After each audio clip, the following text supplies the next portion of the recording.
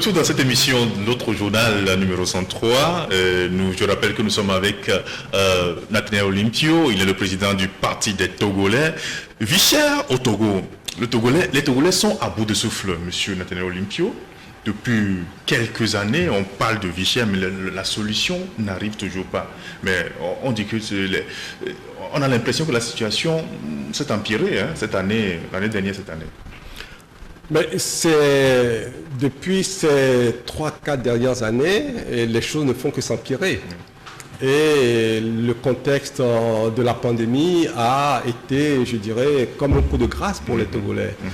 Vous savez, les aliments de base des Togolais, comme le maïs par exemple, qu'on achetait il y a encore peu de temps à 400 francs le bol, aujourd'hui c'est à 800 francs, 600 francs, 800 francs à certains endroits du Togo.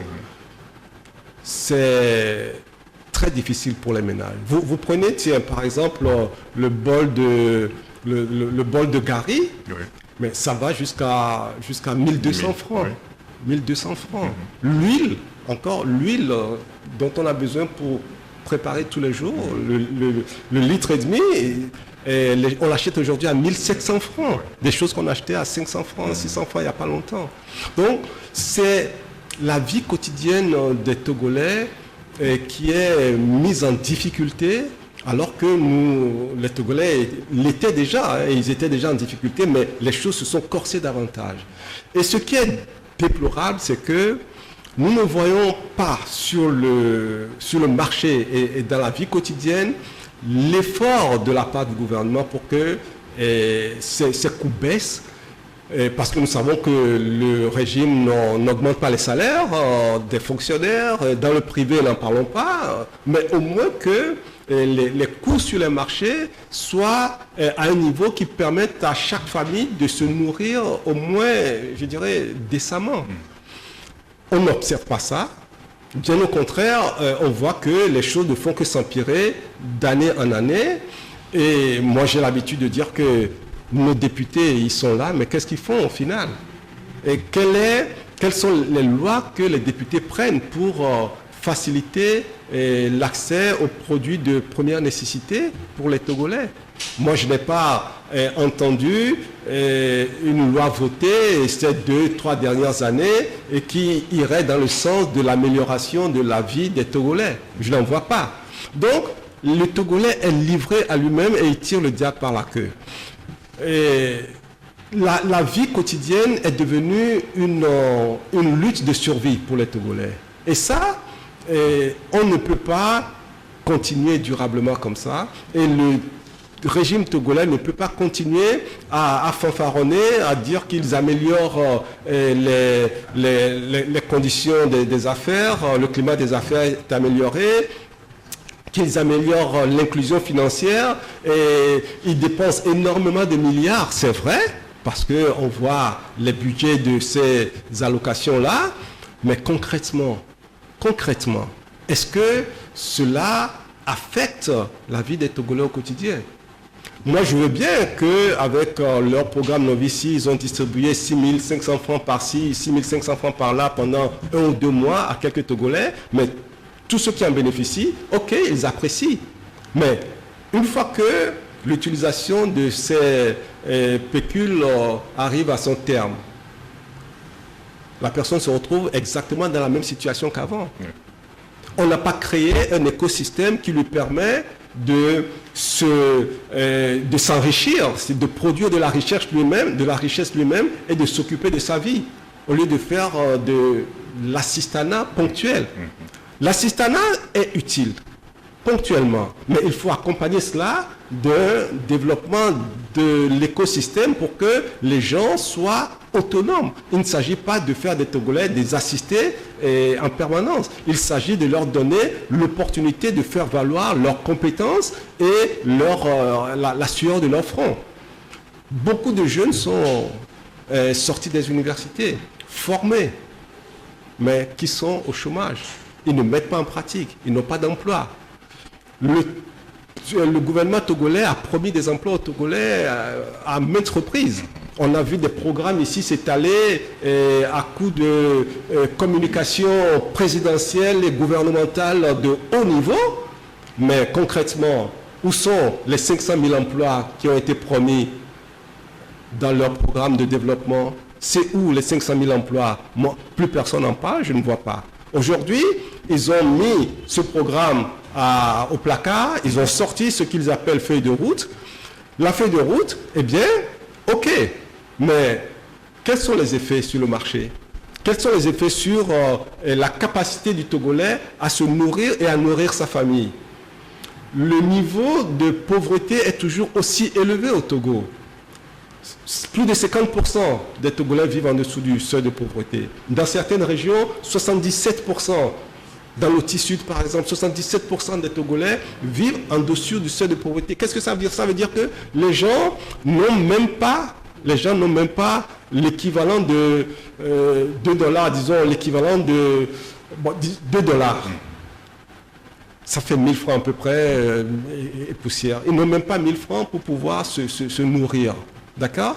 Mais quand c'est comme ça, comment pouvez-vous plastronner et être fier du travail que vous faites en disant nous avons amélioré ceci, nous sommes champions de l'humour et des réformes, nous faisons ci, nous faisons ça. Mais quand dans la vie quotidienne des gens, rien ne change, quel est votre objectif réel? C'est simplement des indicateurs livresques ou c'est l'autosatisfaction? Peut-être que c'est ce que le chef de l'État a voulu faire au début d'année en octroyant un prêt aux fonctionnaires. Non, mais vous mettez de moi là. Là on se moque des Togolais. Les Togolais n'ont pas besoin de prêt pour survivre. Un prêt qui va être finalement un piège pour eux. Parce qu'ils vont bénéficier d'une avance, c'est une avance sur salaire en réalité. Ils vont bénéficier d'une avance sur salaire qu'ils vont dépenser et ils vont passer 11 mois derrière à souffrir le martyre parce qu'il va falloir rembourser tout cela. Et pendant ce temps, le coût de la vie ne fait que s'élever. Mais c'est un piège terrible que je ne comprends pas que l'on n'ait même pu penser à ça et proposer aux Togolais. Il aurait même fallu que les Togolais n'aient pas cette proposition-là, n'aient pas cette avance sur salaire et continuent à subir ce qu'ils subissent normalement au lieu de venir empirer la situation pour eux. L'autre chose qu'on regrette aujourd'hui, c'est cette histoire d'état d'urgence, parce que le gouvernement, entre-temps, il y a quelques jours, a affirmé que la situation de la pandémie s'est améliorée, que les gens, ils ont allégé certaines restrictions dans le pays, mais on ne comprend pas pourquoi on maintient l'état d'urgence jusqu'alors, alors que les choses ne vont pas bien dans le pays.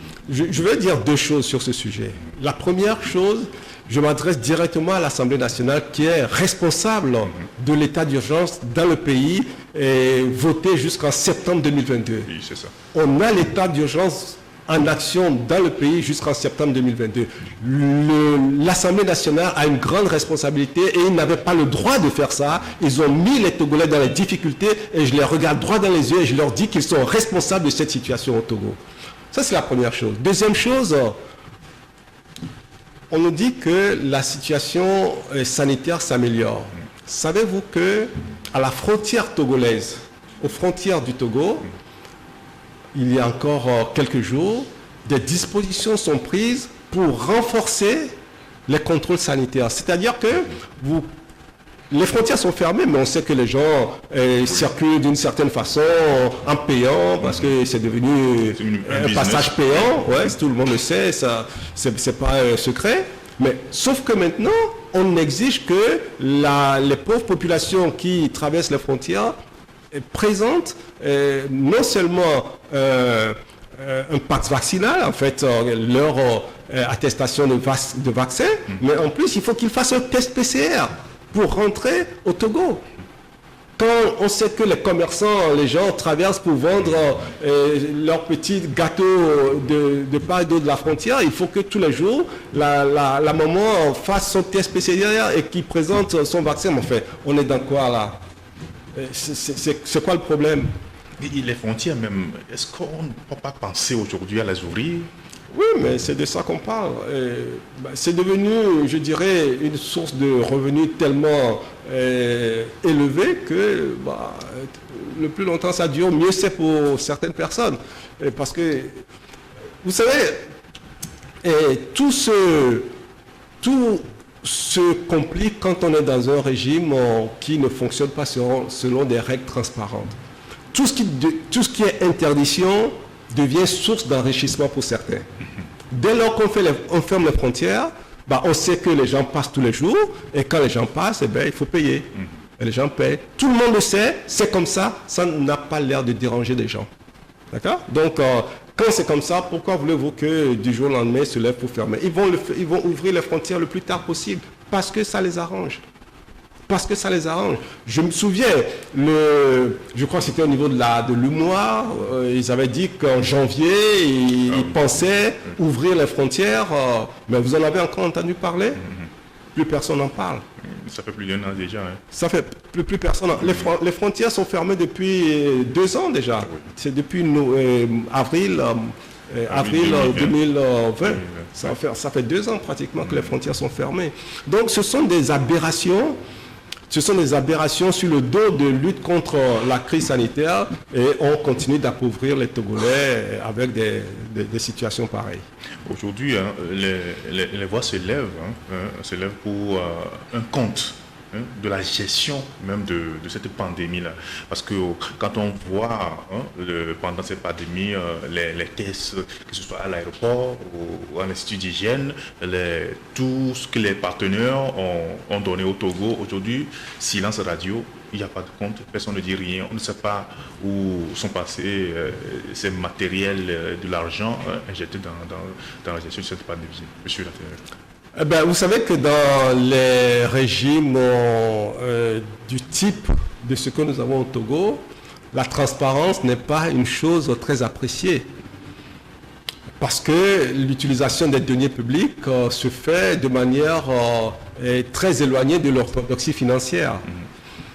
Et je ne sais même pas ce que ça donnera si on faisait un audit, parce que quand l'inspection générale des finances fait des contrôles et produit des rapports et que l'exécutif prend le rapport, déchire, met dans un casier quelque part, à quoi ça sert de faire les audits si les personnes incriminées sont les mêmes personnes qui doivent faire exécuter les recommandations de ces audits-là. Donc c'est le serpent qui se mord la queue. Nous sommes dans un régime, tout est pourri, il faut tout changer. Le système est pourri, il faut tout changer. Donc, un audit, encore une fois, comme vous le dites, un audit, c'est un instrument de démocratie.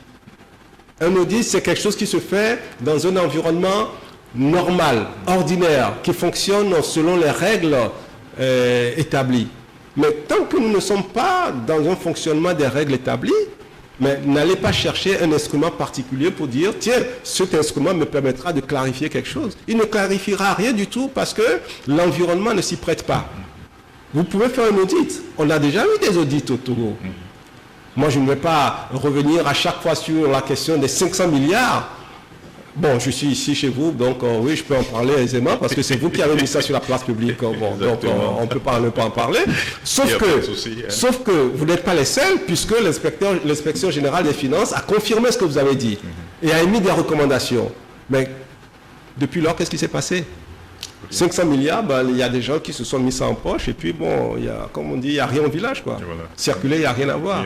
Donc, non, c'est les audits... ils peuvent en faire s'ils veulent, mais en tout cas, ça n'aboutira à rien tant que le système qui est en place est gangréné jusqu'à la moelle, tant que le système ne change pas dans son ensemble. Et ce n'est même pas la peine de chercher à avoir des instruments de démocratie ou des instruments d'orthodoxie financière pour faire améliorer quelque chose. Ça n'améliorera rien du tout. Oui. Voilà, il y a une situation qui se présente aujourd'hui dans le pays avec ce phénomène de vie chère, surtout dans nos marchés, nos mamans qui sont confrontées à la mévente, mais sont obligées de payer des taxes un peu partout. Je suis sûr que vous êtes au courant de cet incident qui s'est passé samedi dernier dans le marché à Didogomé à Siyeye, où une femme a refusé de payer les taxes et a blessé 7 agents de la mairie du Golfe 7. C'est une diète liée. Elle a réussi à... Je pense que ça, c'est l'illustration de la gravité de ce que vivent les Togolais au quotidien. Voilà une maman qui était exaspérée Et je suis persuadé que cette femme, au moment où elle posait son acte, était dans un état d'esprit loin de la question de la taxe. La taxe, c'était un déclencheur simplement. Sauf que cette personne qui a le stress permanent de ses enfants à la maison, de l'activité commerciale qui ne fonctionne pas, et voilà, en plus de ça, on vient la harceler pour payer des taxes, eh bien, elle pète les plombs. Elle est prise d'un coup de folie et elle fait l'irréparable. C'est cela la vie que les Togolais ont chaque jour. Elle a manifesté de cette façon-là, mais d'autres font des crises et ils meurent chez eux tout seuls. Et donc les Togolais finalement sont dans une situation d'extrême précarité qui met en danger non seulement leur existence, mais qui met en danger aussi les autres personnes qui sont autour d'eux. Vous savez que dans l'histoire du Togo, la question des taxes peut parfois aller très très loin. C'est ce qui s'est passé en 1933, quand on parle de la révolte des femmes loméennes. Et c'est d'ailleurs, il y a un formidable livre qui est écrit par Madame Ekwe d'Almeida, qui a fait un travail remarquable. J'invite les Togolais à lire ce livre-là, La révolte des loméennes. Ce sont des taxes que l'autorité coloniale a instauré sur les marchés, des impôts qu'on a voulu faire payer aux femmes qui n'étaient pas assujetties à des impôts personnels. Eh bien, cette décision d'augmenter des taxes a provoqué une révolte générale des femmes au Togo, et cela, au final, a amené le colon à réviser sa grille fiscale et à revoir à la baisse les impôts qu'il voulait imposer aux femmes togolaises. Donc cette manifestation, les 23 et 24 janvier 1933, ont contribué à faire revoir à la baisse les taxes qu'on voulait imposer aux femmes. Donc ce sont des sujets très difficiles et très sensibles, parce que ce sont des sujets qui touchent aux familles, qui touchent les femmes, qui déjà tirent le diable par la queue, et donc ça conduit à des drames. Cette fois-ci, on en parle publiquement parce que ça se passe sur la place publique, en plein marché, mais les Togolais, chez eux, vivent des drames au quotidien, à cause de la vie chère. Oui, vie chère, à cause de la vie chère. Que faire maintenant pour résoudre ce problème au Togo de la vie chère? Le problème de la vie chère est lié à la gouvernance. C'est vrai qu'il peut y avoir un contexte mondial qui renforce un peu cette cherté de la vie, mais on atténue les chocs qui viennent de l'extérieur si nous avons à l'intérieur du pays une bonne gouvernance, si nous avons une gouvernance qui n'est pas faite de dilapidation des deniers publics. Mais quand on dilapide l'argent du citoyen, c'est normal que l'État ne soit plus en capacité d'aider à accompagner la population lorsque les effets de l'extérieur viennent rendre la vie un peu chère. Quand les choses ne dépendent pas de nous, par exemple, il y a la guerre en Tchétchénie, il y a la guerre en Ukraine, et ça va augmenter les prix de certains denrées comme le blé, comme les choses pour le pain, et ça ne dépend pas de nous. Mais si nous avons une politique saine, ça va nous permettre d'amortir le choc et de soulager les familles. Mais si nous-mêmes, nous avons déjà une politique qui creuse les finances du pays parce qu'on les dilapide, et quand les choses viennent de l'extérieur, mais ça enfonce les citoyens dans des trous impossibles. Merci beaucoup, M. Nathaniel Olympio. Voilà, la vie chère au Togo, ce problème, ce phénomène, on en parle depuis quelques années, mais ça ne part pas, la solution ne vient pas. En tout cas, on va continuer d'en parler jusqu'à ce qu'on trouve cette solution-là qui viendrait de tout, on ne sait pas. Voilà. Ça viendra, excusez-moi, je termine sur ça. La solution viendra le jour où les Togolais réussiront à faire changer le régime qui est en place. Parce que c'est le système qui est complètement inadapté à ce que nous voulons. Le système est incapable de nous offrir, nous Togolais, ce que nous demandons, et donc il faut changer le système. Voilà, il faut changer le système. En tout cas, merci beaucoup.